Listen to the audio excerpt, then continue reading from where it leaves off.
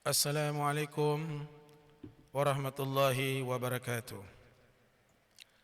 Allahu Akbar, Allahu Akbar, Allahu Akbar, Allahu Akbar, Allahu Akbar, Allahu Akbar, Allahu Akbar, Allahu Akbar, Allahu Akbar walillahil hamd.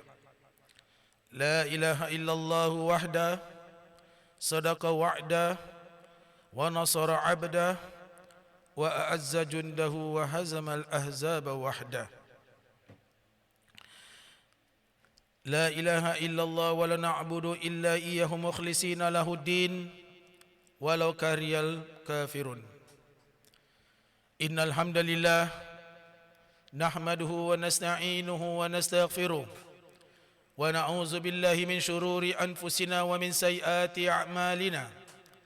Man yahdihillahu fala mudilla lahu wa man yudlil fala hadiya lahu. Ashhadu an la ilaha illallah wahdahu la syarika lahu wa ashhadu anna sayyidana Muhammadan abduhu wa rasuluh.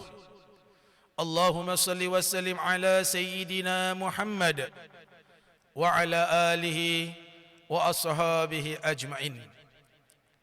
Amma ba'du fa ya ibadallah ittaqullah ittaqullah usi nafsi wa iyyakum bittaqullah faqad fazal muttaqun. Saudara-saudaraku yang dirahmati Allah Subhanahu wa taala, pada pagi yang berbahagia ini 1 Syawal 1441 Hijriah, yang terawal sekali saya berpesan kepada diri saya yang berdosa ini dan kepada anda yang dirahmati Allah. Marilah bersama-sama kita mempertingkatkan lagi keimanan kita, ketakwaan kita kepada Allah Subhanahu wa taala dengan melakukan, menunaikan segala perintah-perintahnya, sekaligus kita berusaha dengan sekuat mungkin, dengan sekuat-kuatnya kita meninggalkan segala larangan dan tegahannya. Mudah-mudahan dengan melakukan demikian, hidup kita akan diberkati dan diredai Allah Subhanahu wa taala di dunia hingga ke akhirat, insyaallah. Amin ya rabbal alamin. Saudara-saudari yang dirahmati Allah, marilah kita mulakan dengan kalimah alhamdulillahirabbil alamin, yang mana segala puji syukur hanya bagi Allah, Tuhan sekalian alam. Karena Allah Subhanahu wa taala berkenan memilih kita di antara umat-umat Nabi Muhammad sallallahu alaihi wasallam untuk bertamu di dalam bulan Ramadan yang sungguh mulia dan istimewa itu. Bulan Ramadan baru saja meninggalkan kita dan pasti akan meninggalkan kita.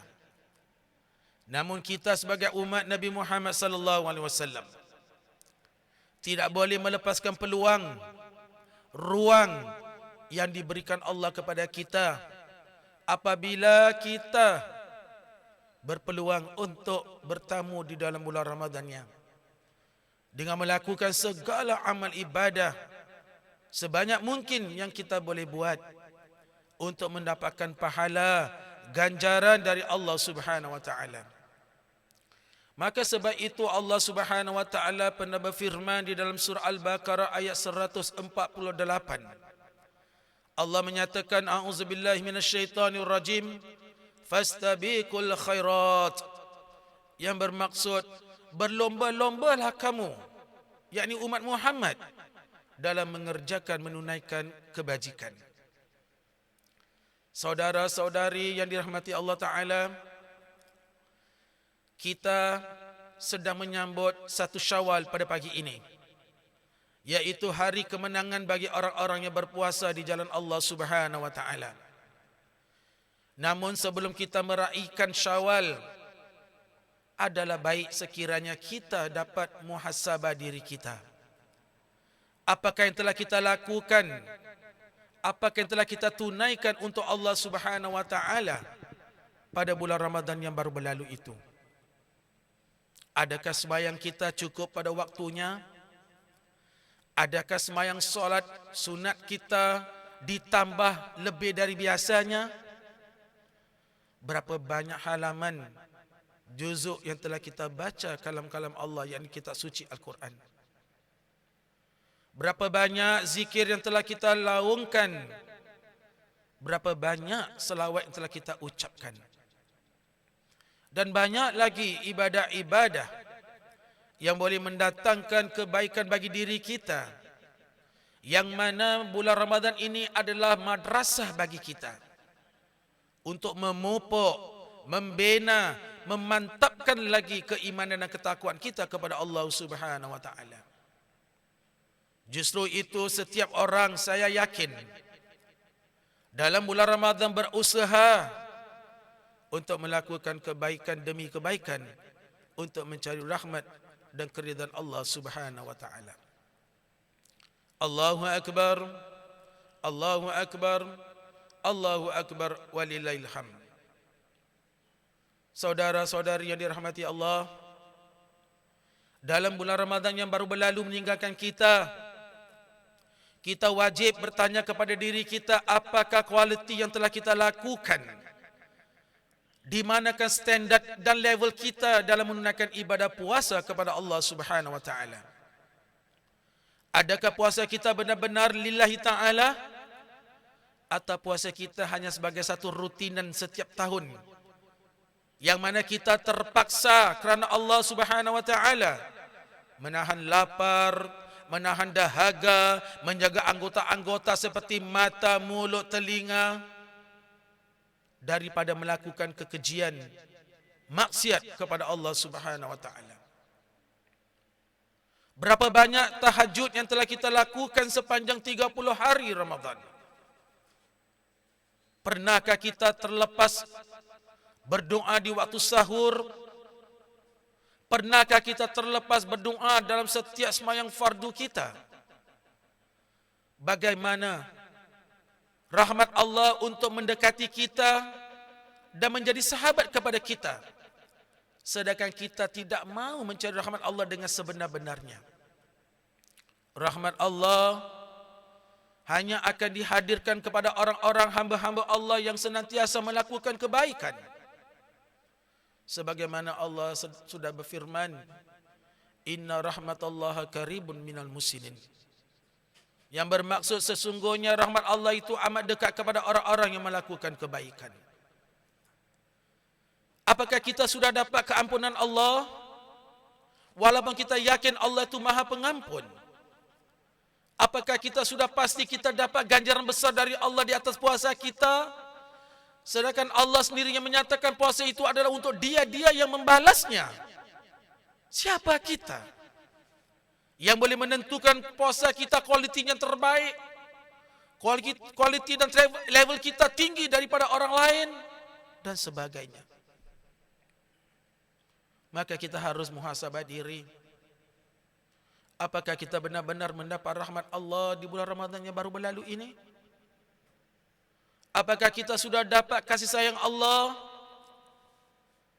Maka sebab itulah Nabi pernah bersabda dalam sepotong hadis yang diriwayatkan oleh Imam Bukhari, yang bermaksud berapa banyak orang yang berpuasa tidak dapat apa-apa dari puasanya kecuali lapar dan dahaga.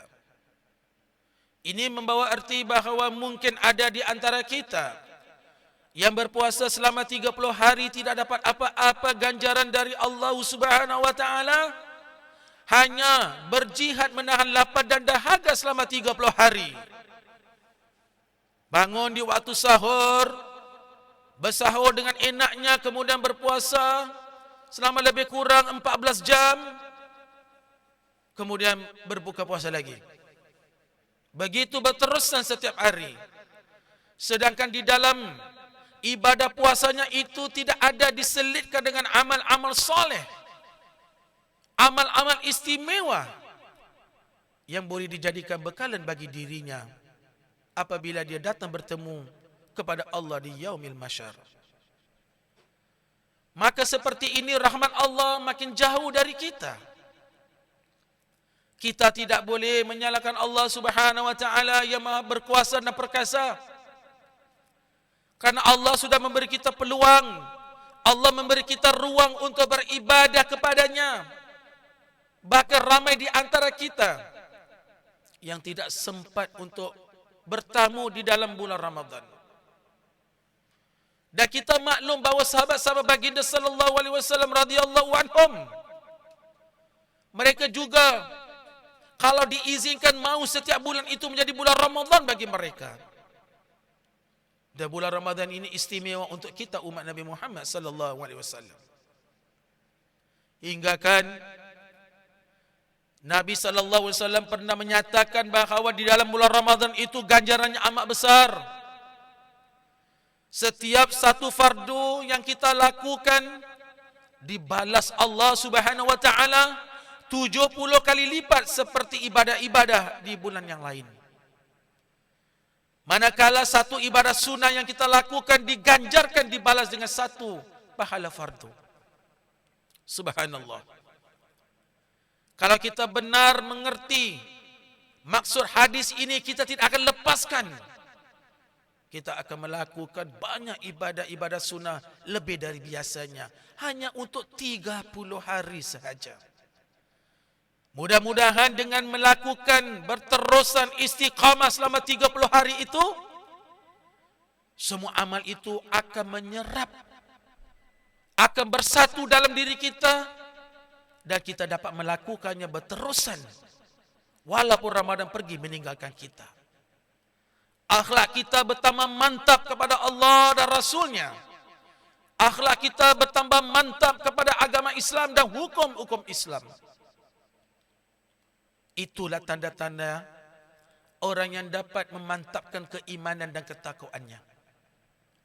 Rasulullah sallallahu alaihi wasallam telah bersabda dalam sepotong hadis riwayat Imam Tirmizi. Nabi sallallahu alaihi wasallam bersabda, "Akmalul mu'minina imanan ahsanuhum khuluqah." Yang membawa maksud yang paling sempurna iman seseorang mukmin. Siapakah iman seorang mukmin yang paling sempurna? Nabi memberitahu, ahsanuhum khuluqah, yang paling cantik baik akhlaknya. Maka sudahkah akhlak kita tawan, kita dapat membuang segala akhlak-akhlak yang buruk dan kita gantikan dengan akhlak-akhlak yang lembut, akhlak yang kata orang itu akhlak yang indah, istimewa untuk diri kita, untuk agama kita, dan juga untuk manusia di sekeliling kita. Allahu Akbar, Allahu Akbar, Allahu Akbar, walillahil hamd. Saudara-saudariku yang dirahmati Allah, bulan Ramadan juga adalah bulan yang dipanggil Syahrus Sadaqah. Sedekah ini satu amalan yang besar, ganjarannya di sisi Allah Subhanahu wa taala. Banyak hadis-hadis baginda sallallahu alaihi wasallam menerangkan tentang sedekah, yang mana antaranya sedekah tidak pernah mengurangkan harta. Semakin banyak kita bersedekah, semakin banyak ganjaran Allah. Sedekah menyelamatkan kita daripada kegelapan kubur. Sedekah juga menjadi payung bagi kita di yaumil mahsyar. Maka berapa banyak yang telah kita sedekahkan? Anda, saya, kita semua. Adakah kita mencatat berapa banyak yang telah kita keluarkan untuk Allah Subhanahu wa taala? Sebagaimana anak-anak kita pergi ke sekolah, setiap tahun pemeriksaan mereka, ujian mereka dicatat dalam buku rekod. Setiap tahun kita sebagai ibu dan ayah dapat menyimak kembali. Walaupun anak kita di peringkat 4, kita masih melihat keputusannya, markanya ketika dia berada di tingkatan 3. Apakah Ramadan yang baru berlalu ini sedekah kita lebih banyak dari Ramadan tahun lalu? Atau 2 tahun yang lalu? Apa kita yakin sedekah kita ini lebih banyak daripada tahun-tahun yang sudah kita lalui? Mungkin iya, mungkin tidak. Maka kita tidak akan jadi umat yang baik sekiranya harta yang Allah berikan, harta dari arasy, dari sisinya yang mulia diberikan kepada kita, kita tidak keluarkan ke jalannya, bahkan kita simpan untuk diri kita sendiri. Allah Subhanahu wa taala telah berfirman di dalam surah Ali Imran ayat 92. A'udzubillahi minasyaitonir rajim. Lan tanalul birra hatta tunfiqu mimma tuhibbun. Shadaqallahul azim. Yang bermaksud kamu, yakni hamba-hamba, tidak akan sampai ke darjat kebaikan.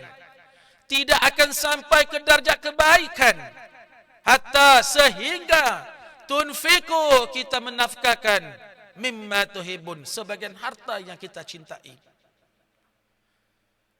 Kalau kita mau dicinta Allah Subhanahu wa taala, harta-hartanya menjadi fitnah setelah kita meninggal dunia nanti, hendaklah kita berkongsi dikeluarkan ke jalan Allah Subhanahu wa taala, agar lebih banyak rezeki Allah akan menurun kepada kita, rahmat Allah akan menurun kepada kita, kasih sayang Allah akan diberikan kepada kita, karena kita mengeluarkan harta yang Allah berikan kepada kita. Secara mutlak itu harta adalah milik Allah, bukan milik kita. Kita hanya dipilih sebagai ejen saja, sebagai pengamanah, pelaksana kepada harta-harta itu. Mampukah kita? Mampukah Anda? Mampukah mereka menyatakan itu harta milik mereka secara mutlak? Berfikirlah wahai saudara-saudariku. Harta ini menjadi fitnah kepada kita. Saya yakin di bulan Ramadan ini banyak di antara kita sudah bersedekah, memberi orang susah makan dan minum, memberi orang makan, orang yang berpuasa, berbuka puasa dengan juara pemberiannya, bersedekah di masjid, madrasah dan di mana-mana. Jangan lupa untuk bersedekah kepada anak-anak yatim. Sekiranya kita tidak ketemukan di Singapura, kita masih titipkan kepada sahabat-sahabat kita, teman-teman kita di luar sana. Anak yatim atau anak yatim piatu, mereka itu mampu mendekatkan kita dengan baginda di dalam syurga. Sekiranya kita dapat masuk ke dalam syurga Allah Subhanahu wa taala dengan rahmat Allah, tidakkah kita suka kita sudah masuk syurga, kita dapat duduk bersebelahan dengan Nabi Muhammad sallallahu alaihi wasallam?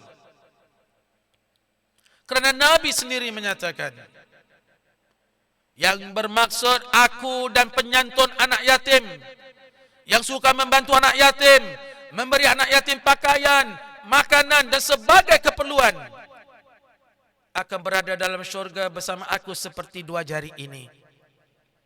Dia akan bersama dengan Rasulullah seperti dua jari yang dekat seperti ini. Di sebalik amal takwanya, amal solehnya, dia bersedekah untuk anak yatim. Maka sebab itulah, apa saja sedekah yang kita lakukan mulai hari ini 1 Syawal dan seterusnya, usahakanlah setiap bulan secebis nikmat yang kita miliki yang banyak-banyak ini kita berikan kepada anak yatim.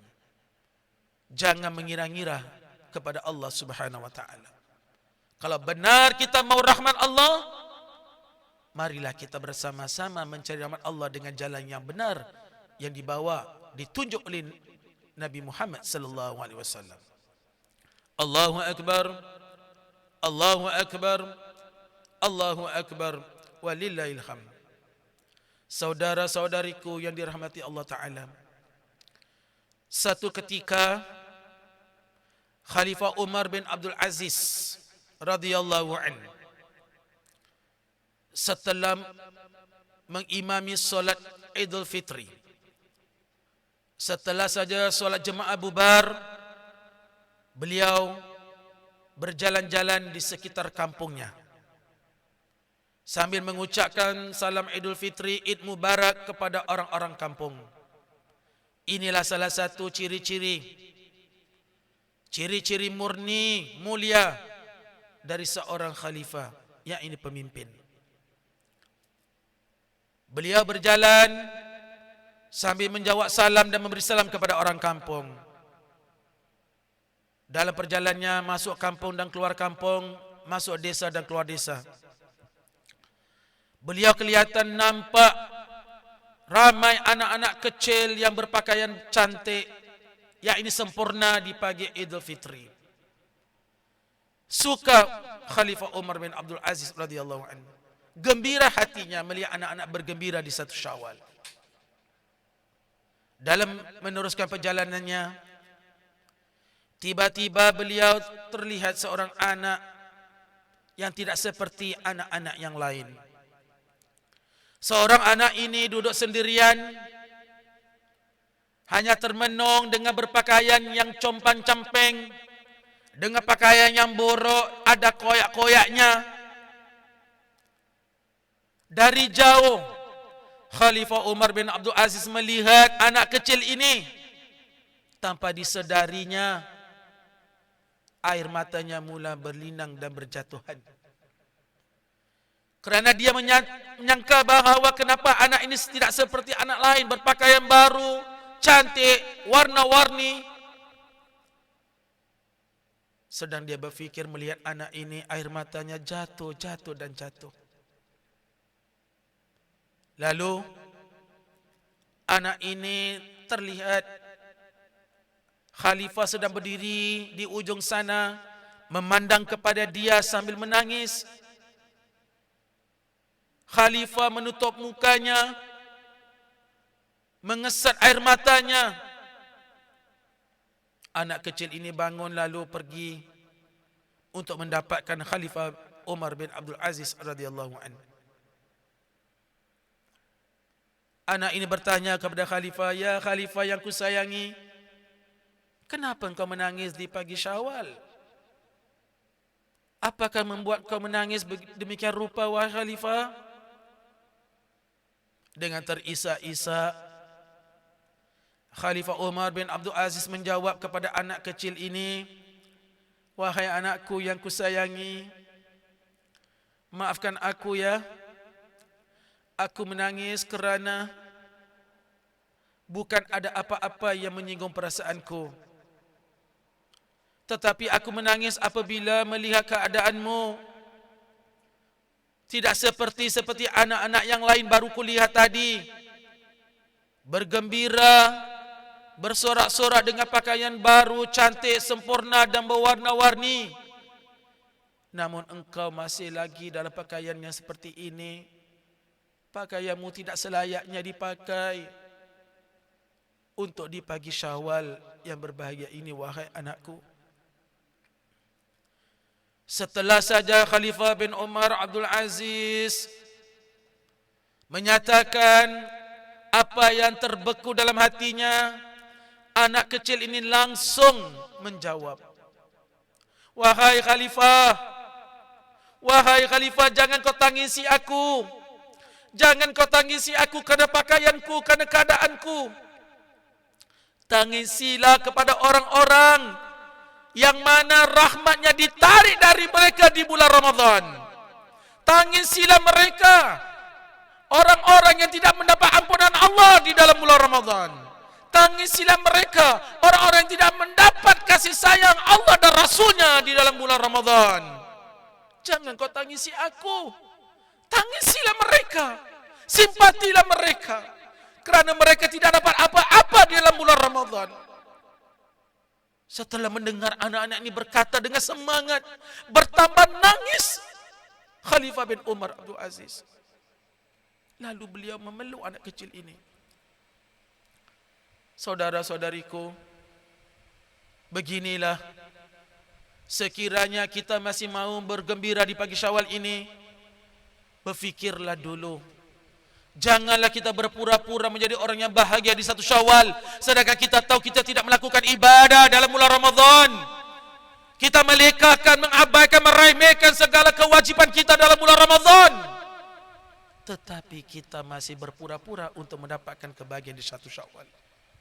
Mudah-mudahan khutbah saya pada pagi ini sedikit sebanyak menjadi satu santapan bagi saya, rohani dan jasmani saya, dan juga anda semua. Mudah-mudahan juga saya berdoa kepada Allah Ta'ala, sekiranya ibadah puasa kita ada kekurangan, Allah tambahkan. Sekiranya ada kecacatan, Allah sempurnakan. Sekiranya ada kesalahan, Allah maafkan. Sekiranya ada kekotoran, Allah sucikan. Mudah-mudahan Allah Ta'ala terima ibadah kita, walau sekecil mana sekalipun. Allah balas kita dengan pahala dan syurganya insyaAllah. Amin ya Rabbil Alamin. Barakallahu li wakum fil Qur'anil azim. Wa nafa'ani wa iyyakum bima fihi minal ayati wa zikril hakim. Wa taqabbala minni wa minkum tilawatahu innahu was-sami'ul alim. Aqulu qawli hadza wa astaghfirullahal azim li wa lakum wa lisairil muslimina wal muslimat wal mu'minina wal mu'minat fastaghfiru innallaha ghafurur rahim.